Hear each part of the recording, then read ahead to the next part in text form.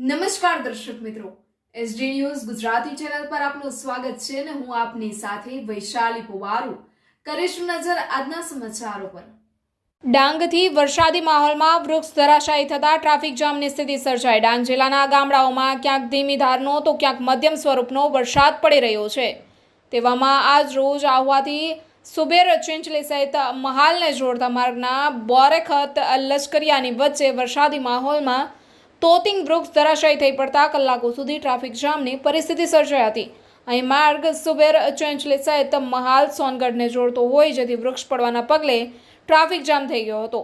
જોકે માર્ગમાં વૃક્ષ ધરાશાયી થઈ પડવાની ઘટનાની જાણ વહીવટીતંત્રની ટીમને થતાં જ ઘટના સ્થળે પહોંચી આ વૃક્ષને કટિંગ કરી માર્ગની સાઈડમાં હટાવી માર્ગ પૂર્વવત કર્યો હતો।